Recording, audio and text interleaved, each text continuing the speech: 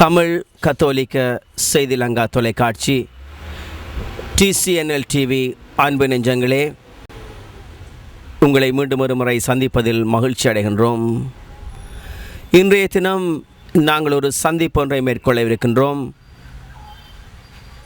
Australia Victoria Tamil கத்தோலிக்க ஆன்மீக பணியகத்திலே பணியாற்றுகின்ற ஞானப்பிரகாசம் அடிகளார் எங்களோடு நிலையத்திற்கு வந்திருக்கின்றார். அவரை பற்றிய பெரிய விளம்பரம் ஒன்று இங்கு தேவையில்லை. ஏறக்குறைய 20 ஆண்டுகளாக தன்னுடைய குருத்துவ பணியை யாழ் மறை மாவட்டத்தில் மேற்கொண்டிருக்கின்றார். தீவுப்பகுதி மக்கள் அவரை நன்கு அறிந்திருக்கின்றார்கள். அதன் பின் அவர் இரணைப்பாலில் பணியாற்றிய பின்னர் கடந்த 3 ஆண்டுகளுக்கு கிட்டவாக ஆஸ்திரேலியா தமிழ் கத்தோலிக்க ஆன்மீக பணியகத்திலே பணியாற்றுகின்றார். தன்னுடைய விடுமுறைக்காக இங்கு வந்த வேளையில் அவரை சந்தித்து அவர்களோடு அவருடைய பணி பற்றியும் அங்கு அவர் ஆற்றுகின்ற தமிழ் மக்களோடு இருந்து ஆற்றுகின்ற வேலைகள் பற்றியும் அறிந்து கொள்வதற்காக அவரோடு நாங்கள் இப்போது இந்த சந்திப்பை மேற்கொள்கின்றோம். தமிழ் கத்தோலிக்க செய்தி லங்கா தொலைக்காட்சி சார்பாக உங்களை நாங்கள் வரவேற்பதிலே பெரும் மகிழ்ச்சி அடைகின்றோம். இந்த சந்திப்பை எனக்கு தந்த இந்த நிலையத்தின் இயக்குனர் அருட்தந்தை ரூபன் மரியாம்பிள்ளை அடிகளாருக்கு விசேஷமாக நான் நன்றி கூறுகின்றேன். உங்களுடைய பணி பற்றி நாங்கள் அறிந்திருக்கின்றோம். தமிழ் கத்தோலிக்க ஆன்மீக பணியகத்தை பல வகையிலே சிறப்பான விதமாக நீங்கள் ஆற்றி வருகின்றீர்கள். சில படங்களை கூட எங்களுடைய TCNL இணையதளத்திலே போட்டிருந்தோம். இப்போது நீங்கள் உங்களுடைய பணி பற்றியும் அந்த பணியிலே நீங்கள் ஆற்றுகின்ற உங்களுடைய தமிழ் மக்களுக்கான வேலைகள் பற்றியும் அதனுடைய ஆரம்ப நிகழ்வுகள் பற்றியும் எங்களுக்கு சற்று சொல்லுங்கள். மெல்பர்ன் நகரிலே இருக்கின்ற ஒரு மெல்பர்ன் மேட்டாசனத்திலே இருக்கின்ற கிளைட்டன் என்ற ஒரு பங்கிலே உதவி பங்கு தந்தையாக இருந்து கொண்டு அந்த பங்கிலே அந்த மக்களுக்கான ஆன்மீக தேவைகளை செய்து கொண்டு ஒரு பகுதி நேர ஊழியமாக எங்களுடைய தமிழ் மக்களுக்கு நாங்கள் பணியாற்றி கொண்டிருக்கின்றேன். குறிப்பாக அவர்களுடைய பிள்ளைகள் ஆங்கில மொழி பேசுவதனாலே அவர்கள் தங்களுடைய ஆன்மீக தேவைகளை தாங்கள் இணைந்திருக்கின்ற பங்குகளிலே அவற்றை நிறைவு செய்து கொள்ள முடியும். ஆனால் அவர்களுடைய பெற்றோர் அவர்களுக்கு என்னுடைய பணி சிறப்பாக தேவைப்படுகின்றது.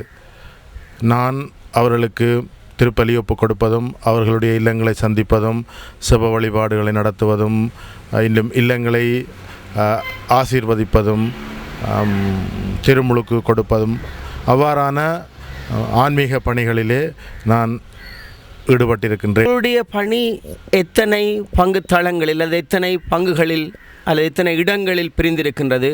அங்கு இருக்கின்ற மக்கள் எந்த இடங்களை சார்ந்தவர்கள் போன்ற விவரங்களை சற்று சொல்லுங்கள். நான் இலங்கையிலிருந்து தமிழ் மக்களுக்கான பணியை செய்ய சென்றிருப்பதனால் அங்கே இலங்கை தமிழர்கள் இருக்கின்றார்கள், இந்திய தமிழர்கள் இருக்கின்றார்கள், இன்னும் மலேசியாவிலே சிங்கப்பூரிலே இருந்து வந்த தமிழர்கள் இருக்கின்றார்கள்.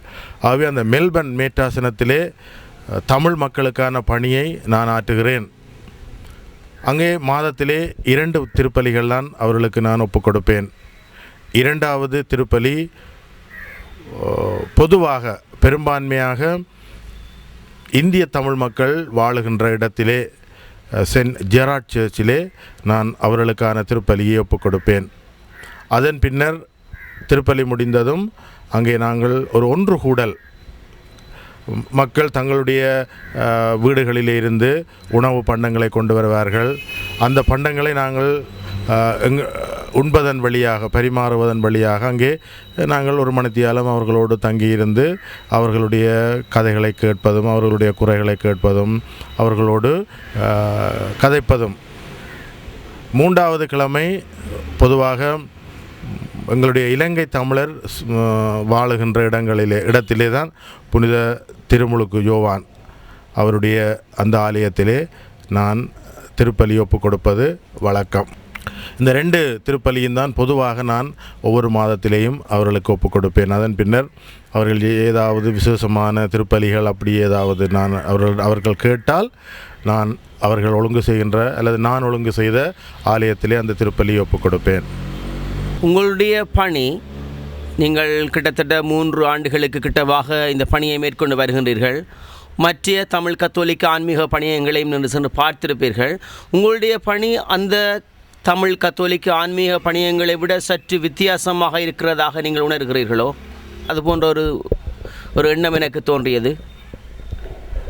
என்னை பொறுத்தளவிலே நான் ஒரு தமிழ் மக்களுக்கான ஒரு முழு நேர ஊழியனாக அங்கே செயற்பட முடியாது. என்னுடைய தமிழ் மக்களினுடைய அந்த பிரதேசத்திலே தமிழ் மக்கள் கிட்டத்தட்ட 350 குடும்பங்கள் அங்கே வாழுகின்றார்கள். என்னுடைய பதிவுக்கு உட்பட்ட அந்த குடும்பங்கள் பொதுவாக அவர்கள் பெற்றோர்தான் இந்த தமிழ் திருப்பலிகளிலே கூடுதலான அக்கறை கொண்டிருப்பார்கள். பிள்ளைகள் அவர்கள் ஆங்கில திருப்பலிகளுக்கு சென்று விடுவார்கள். ஆனால் நான் ஒரு முழு நேர தமிழ் ஆன்மீக இயக்குனராக அங்கே வேலை செய்ய முடியாது. ஏனென்றால் நான் ஆங்கில பங்கிலேயும் ஒரு பங்கிலே நான் இருக்கின்றேன். அந்த பங்கு எனக்கு இடமும் தந்து உணவும் தந்து சகல வசதிகளும் செய்து தருகின்றது. ஆகவே நான் அவர்களுக்கு பணிபுரிகின்றேன். இது ஒரு தமிழ் மக்களுக்கு பணிபுரிகின்ற ஒரு பணி, ஒரு பகுதி நேர பணியாகத்தான் நான் அதை பார்க்கிறேன். உங்களுடைய பணி பற்றி சொன்னீர்கள். கிட்டத்தட்ட 350 குடும்பங்களுக்கிட்ட இருக்கிறார்கள் என்று தெரிவித்தீர்கள். எந்த இடங்களில் பொதுவாக அவர்கள் யாழ்ப்பாணத்தில் அவர்கள் இந்த அல்லது இலங்கை சேர்ந்தவர்கள் என்பதை பற்றி ஏதாவது பொதுவாக சொல்ல முடியுமா? பொதுவாக சொல்லப்போனால் பண்டியந்தாழ்வு பங்கு மக்கள் தான் கூடுதலாக அங்கே ஆலயங்களுக்கு வருவார்கள். மற்றது மன்னார், மட்டக்களப்பு, திருகோணமலை அந்த இடத்தை சார்ந்த மக்களும் அங்கே இருக்கின்றார்கள். ஆனால் கூடுதலாக எங்களுடைய இலங்கை தமிழர்களை பொறுத்த மட்டிலே கூடுதலாக பண்டியந்தாழ்வு பகுதி மக்களைத்தான் நான் அங்கே ஆலயத்திலே பார்ப்பது வழக்கம்.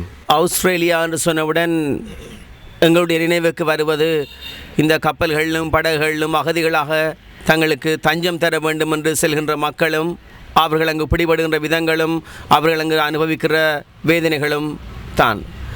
அவை பற்றி அல்லது அவர்களோடு தொடர்பாக நீங்கள் ஆற்றிய பணிகள் பற்றி எங்களுக்கு ஏதாவது சொல்லுங்கள். எங்களுடைய மக்கள் தங்களுடைய உயிரையும் பணயம் வைத்து கடல் கடந்து இந்த பெரிய சமுத்திரத்தை கடந்து வருகின்ற பொழுது கிறிஸ்மஸ் தீவு என்ற ஒரு இடத்திற்கு அந்த ஆஸ்திரேலியா கடற்படையினாலே அழைத்து செல்லப்படுகின்றார்கள். அங்கே அவர்கள் கிட்டத்தட்ட ஒரு தடுப்பு முகாம்தான்.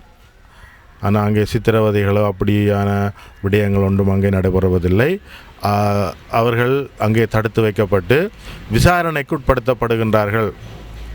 அந்த பகுதியிலே இருந்து அவர்கள் அந்த குற்றப்பிரிவு புலனாய்வு துறையினராலே விசாரிக்கப்பட்ட பின்னர் அவர்கள் எங்களுடைய பெருநிலப்பரப்பு ஆஸ்திரேலியாவுக்குள்ளே உள்ள பல்வேறு இடங்கள் இருக்கின்றது. பேர்த்தில் இருக்கின்றது, டார்வினில் இருக்கின்றது, சிட்னியில் இருக்கின்றது, மெல்போர்னில் இருக்கின்றது, அடலைட்டில் இருக்கின்றது. அவை இன்னொரு தடுப்பு முகாமுக்கு அங்கே வடித்து எடுக்கப்பட்டவர்கள் இன்னொரு தடுப்பு முகாமுக்கு மாற்றப்படுகிறார்கள். அங்கே மாற்றப்படுகின்ற என்னுடைய இடத்திலே 2 தடுப்பு முகாம் இருக்கின்றது. ஒன்று ப்ரோட் மெடோஸ் என்ற இடத்திலே இருக்கின்ற ஒரு தடுப்பு முகாம், இன்னொன்று மேரிபினோங் என்ற பெயருள்ள இடத்திலே இருக்கின்ற இன்னொரு தடுப்பு முகாம். அதற்கு நான் அடிக்கடி செல்ல முடியாது. அது ஒரு வித்தியாசமான சூழல், வித்தியாசமான ஒரு இதிலே இருக்கின்ற. ஆகவே என்னாலே அடிக்கடி நான் அங்கு செல்ல முடியாது. ஆனால் நான் மாதத்திலே ஒருக்கா அல்லது 2 மாதத்துக்கு ஒருக்கா அப்படியான நேரங்களிலே நான் சென்று அவர்களோடு கதைத்து அவர்களுக்கு ஆறுதல் கூறுகின்ற ஒரு பணியைத்தான் என்னாலே செய்ய முடியும். அங்கே இருக்கின்ற அகதிகளுடைய மனநிலை எப்படி இருக்கின்றது? நீங்கள் இங்கு வருகிறீர்கள் என்பதை அறிந்து ஏதாவது தகவல்கள் தெரிவிக்குமாறு அவர் அப்படி ஏதாவது சொன்னார்களா? அது போன்ற தகவல்கள் ஏதாவது சொல்லுங்கள். அப்படியான செயற்பாடுகள் அவர்கள் செய்வதில்லை. ஏனென்று சொன்னால் எல்லாம் அவர்களுடைய செயற்பாடுகள், அவர்கள் என்ன கதைக்கின்றார்கள், என்ன எடுக்கின்றார்கள் என்பதை அங்கே விசேடமான கேமராக்கள் மூலம் அங்கே பதிவு செய்யப்படுகின்றது. ஆகவே நாங்கள் பொதுவான விஷயங்களை பற்றித்தான் கதைப்போம். அப்படியான செயற்பாடுகள் என்னால் செய்ய முடியாது. ஏன்னா அவர்களும் அதை பற்றி அவர்களால் பேச முடியாது. ஆனால் அங்கே இருப்பவர்கள் எப்பொழுதும் இங்கே இருக்கின்ற தங்களுடைய மனைவி, தங்களுடைய பிள்ளைகள், தங்களுடைய உறவுகள் அவைகளை நினைத்து மிகவும் வேதனைப்பட்டு கொண்டிருப்பார்கள். ஆனால் இது அவர்கள் வெளியில் வருகின்றது என்பது அவர்களுடைய அதிர்ஷ்டத்தை பொறுத்தது. அந்த அதிர்ஷ்டம் யாருக்கு கைகூடுதோ அவர்கள் வெளியிலே வந்து தங்களுடைய வாழ்வை வளமாக்கி கொள்ள முடியும். அங்கு வருகின்றவர்கள் அகதிகள் அந்தஸ்தை பெறுகிறார்களா, அல்லது எவ்வளவு காலம் அவர்களுக்கு அந்த அகதி அந்தஸ்து கொடுப்பதற்கு எடுக்கின்றது? அவர்கள் அதன் பின்னர் மகிழ்வாக தங்களுடைய வாழ்க்கையை ஆரம்பிக்கிறார்களா? முதல் அவர்களுக்கு பிஆர் கொடுக்கப்பட்டது, நிரந்தர வதிவிட பிரஜைகளாக அவர்கள் ஏற்றுக்கொள்ளப்பட்டார்கள். ஆனால் இப்பொழுது இலங்கை தமிழ் மக்கள் மட்டுமல்ல, பல்வேறு பகுதிகளிலே இருந்து, ஈராக்கில் இருந்து வருகின்றார்கள், ஈரானில் இருந்து வருகின்றார்கள், ஆப்கானிஸ்தானில் இருந்து வருகின்றார்கள், சூடானில் இருந்து வருகின்றார்கள். எந்தெந்த நாடுகளிலே அவர்களுடைய வாழ்வுக்கு அச்சுறுத்தல்கள் இருக்கிறதோ அந்தந்த நாடுகளிலே இருந்து அங்கே மக்கள் படையெடுக்கின்றார்கள். ஆனால் என்ன பிரச்சனை என்று சொன்னால், அவர்களுக்கு முதல் வந்த ஆட்களுக்கு பிஆர் கொடுக்கப்பட்டது. ஆனால் இப்பொழுது அரசாங்கம் அங்கே என்ன செய்கின்றது என்று சொன்னால், ஒரு புது வகையான விசாவை கொடுக்கின்றது, பிரிட்ஜிங் விசா. அது பிரிட்ஜிங் விசான்னு பாலத்தில் நிற்கிற மாதிரி, இந்த பக்கமும் இல்லை அந்த பக்கமும் இல்லை, அவர்கள் பாலத்திலே நிற்கின்றார்கள். ஆகவே அவர்களுடைய எதிர்காலம் எப்படி இருக்கும் என்பது என்னாலே கூற முடியாது. இன்னும் அந்த விசாவை பெற்றவர்களுக்கு அரசாங்கத்தினுடைய உதவிகள் மிகவும் குறைவு. ஆனால் அவர்கள் தாங்கள் சுயமாக வேலைகளுக்கு சென்று அவர்கள் பணத்தை சம்பாதிக்கக்கூடிய வசதிகள் இருக்கின்றது. அந்த பிரிட்ஜிங் விசாவை பெற்றவர்களுக்கு UNHCR அந்த நிறுவனம் தான் அவர்களை பொறுப்பாக வைத்திருக்கிறது. இங்கிருந்து அநேக மாணவர்கள் ஆஸ்திரேலியாவுக்கு போகிறார்கள்.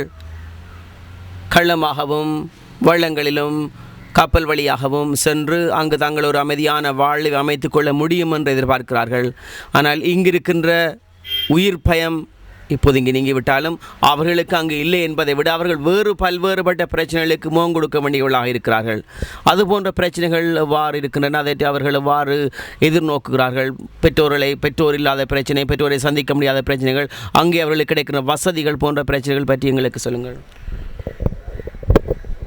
அங்கே அவர்கள் முதலாவது அந்த தடுப்பு முகாமில் இருக்கின்ற பொழுது ஒரு தனிமைப்படுத்தப்பட்ட ஒரு நிலை, எப்பொழுதும் தங்களுடைய இலங்கை இருக்கின்ற தங்களுடைய உறவுகளை நினைத்து அவர்கள் கவலைப்பட்டு கொண்டிருப்பார்கள். இரண்டாவது, அவர்கள் தங்களுடைய எதிர்காலத்தை பற்றி கவலைப்பட்டு கொண்டிருப்பார்கள். அரசாங்கம் எங்களை வெளியில் விடுமோ, அப்படி வெளியில் விட்டாலும் நான் என்ன மாதிரியான ஒரு வாழ்வை நான் ஏற்படுத்தி கொள்ளப் போகிறேன் அப்படி என்று சொல்லி அவர்கள் பல கவலைகளோடு தான் அங்கே இருப்பார்கள். இந்த யுத்தத்தினாலே பாதிக்கப்பட்ட மக்கள் கூட அங்கே வந்திருக்கின்றார்கள். நான் அண்மையிலே ஒரு இடத்திற்கு சென்று பார்த்தேன். ஒரு குடும்பம் வந்திருந்தார்கள். அவர்களுடைய 2 பிள்ளைகளும் இந்த குண்டு தாக்குதலில் இறந்து விட்டார்கள். இன்னொரு பையன் வந்திருக்கின்றான், அவனுக்கு 2 கைகளும் இல்லை. அப்பொழுது தகப்பன், அவருடைய தந்தை, அந்த பையனுடைய தந்தை எனக்கு சொல்லுவார், ஃபாதர், இந்த நாங்கள் ஒரு குளிரான நாட்டுக்கு வந்திருக்கிறோம், என் பிள்ளை பெட்ஷீட்டை இழுத்து போக்குறதுக்குரிய கை கூட அவனுக்கு இல்லை. நான் ஏன் வந்தேன்னு சொன்னால், அந்த பிள்ளைக்கு இந்த அரசாங்கம் கடைசி கைகளையாவது, ஒரு செயற்கை கைகளையாவது பொருத்தி அவனுடைய வாழ்வை வளமாக்கும் என்று சொல்லித்தான்.